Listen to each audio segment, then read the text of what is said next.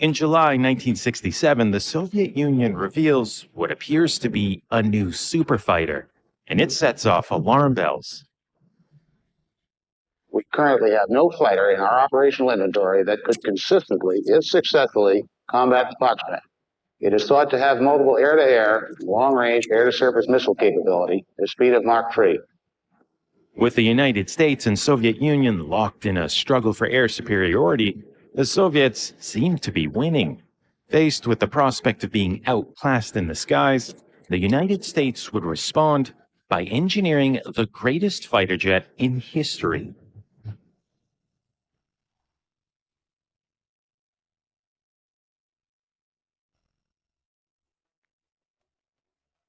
In the Korean War, early fighter jets like the American F-86 and Soviet MiG-15 squared off in fierce air-to-air battles. Both were light, agile jets built for close-range dogfighting. But by the mid-1950s, new technologies were beginning to radically transform fighter aircraft design. Powerful new radars could detect the enemy from much greater distances, while newly introduced guided missiles could hit targets kilometers away.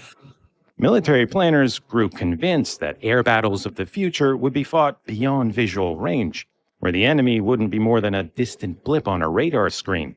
And it meant the newest fighter jet, the F-4 Phantom, was no longer light or agile. It was fast, heavily loaded with missiles, and carried a powerful radar.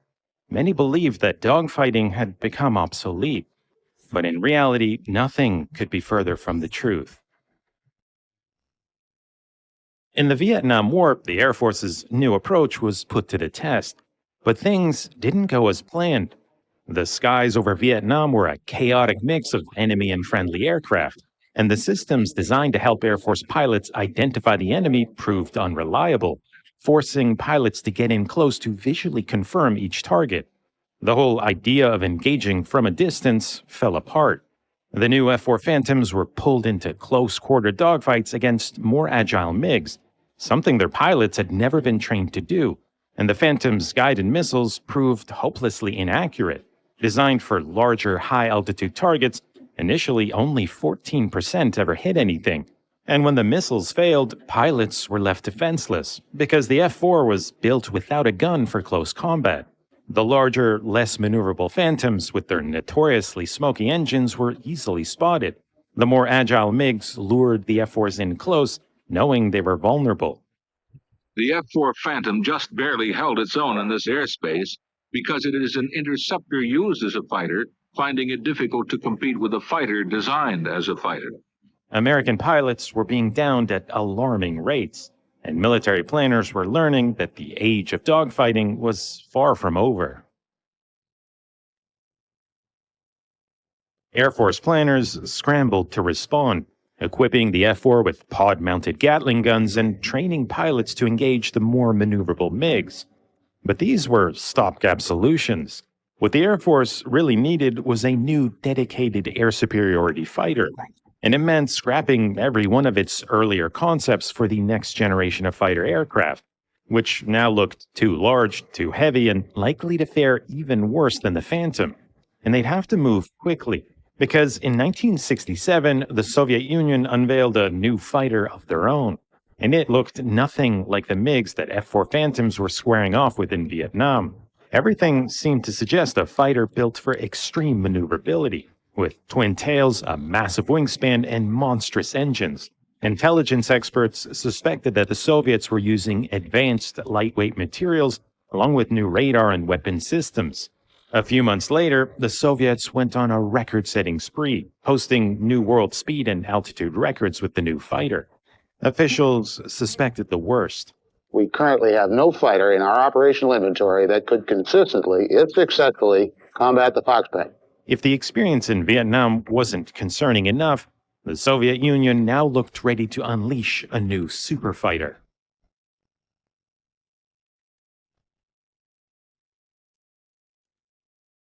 After spending the better part of 2 decades building mostly interceptors, fighter bombers, and attack aircraft, the Air Force finally set its sights on building a state-of-the-art air superiority fighter. In 1968, leading U.S. aircraft designers were invited to submit proposals.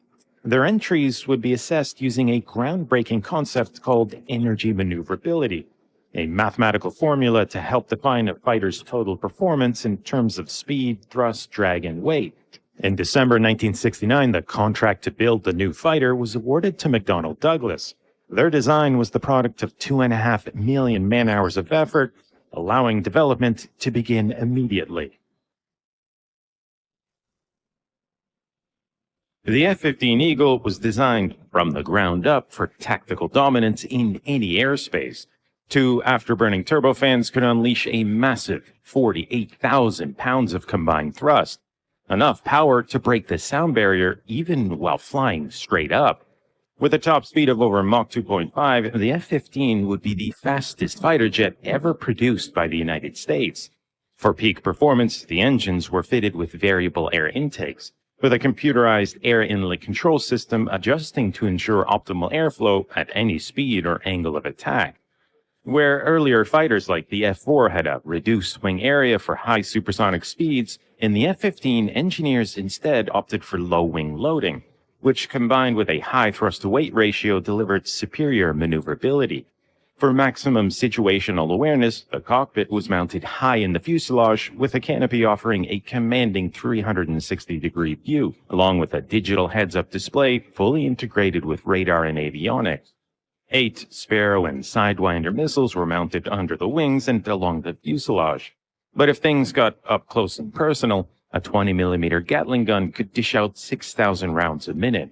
And for maximum survivability, engineers designed in triple redundant hydraulics, low vulnerability flight controls, and a reinforced airframe. With its combination of speed, power, and agility, the F-15 was ready to earn its place as one of the greatest fighters ever built. The first prototype was unveiled in June 1972, just 3 years after McDonnell Douglas was given the go-ahead.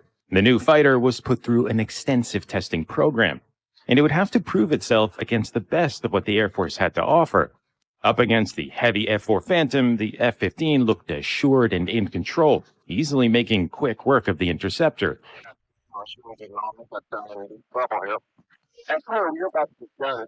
Even the smaller, lighter F-5, used to simulate more agile MiG fighters in combat, struggled to shake the larger F-15. I can't do anything about it. In nearly every engagement, whether beyond visual range or close-in dogfighting, the F-15 commanded an overwhelming advantage. With a true air superiority fighter on their hands, the Air Force was ready to send a message to the Soviet Union. Only a year and a half earlier, the Soviets posted new time-to-climb world records with the MiG-25. Now, the F-15 was about to erase them. In 1975, engineers stripped a pre-production F-15 of its non-mission critical components, even removing its paint to make it as light as possible. In the cold, dense air of North Dakota, the Eagle made a series of climbs from a dead stop, rocketing up to altitudes as high as 30 kilometers, right to the edge of the Earth's stratosphere. Not only did the F-15 beat the MiG's records, it shattered them by more than 25%.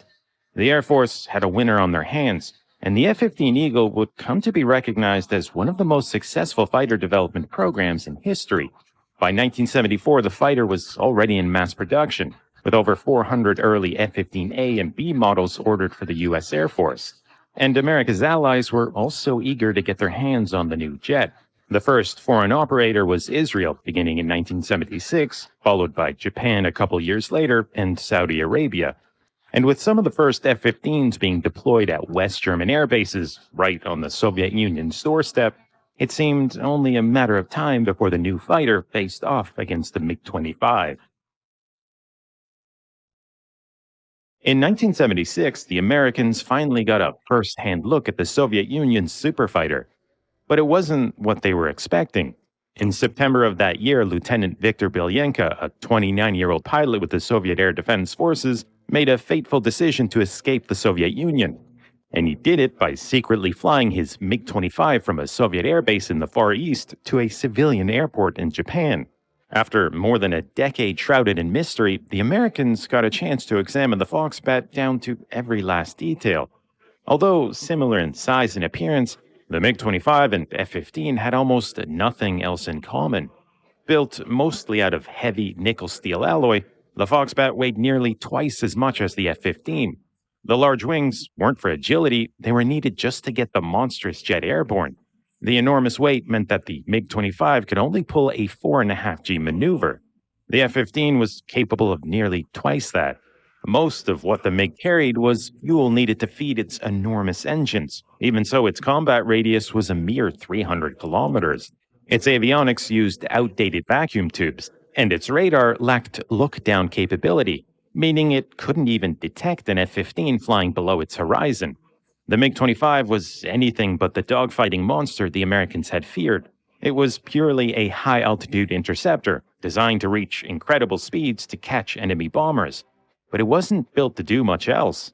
The Soviets had kept the Foxbat's capabilities a closely guarded secret, cashing in on its propaganda value and the alarm it had caused the Americans.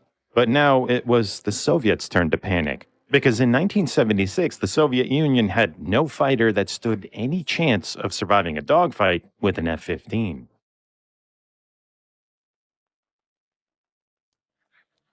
F-15s scored their first victories in 1979 when Israeli pilots downed 4 Syrian MiG-21s in a single engagement.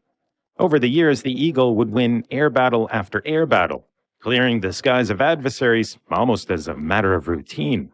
Today, F-15s have racked up more than 100 victories without a single defeat, a record unmatched by any fighter in history. Early F-15A and B models were soon joined by C and D variants, improving on the aircraft's range, payload, and weapon systems. Originally conceived as an air superiority fighter, the F-15 would also be developed into a formidable ground attack aircraft, leveraging the fighter's superior range, speed, and payload. Nearly a half-century after taking to the skies, the F-15 remains vital to the U.S. Air Force, with deliveries beginning in 2021 of the F-15EX, a thoroughly modernized replacement for the F-15C. The MiG-25 was never designed to combat an air superiority fighter like the F-15. But in January of 1991, the two Cold War icons came face to face over the skies of Baghdad. And the outcome wasn't what anyone could have predicted. Because what the MiG-25 lacked in maneuverability, it made up for in raw power as the fastest fighter of all time. And the Iraqis would use it to their advantage, devising a daring plan to ambush F-15 Eagles as they patrolled the skies.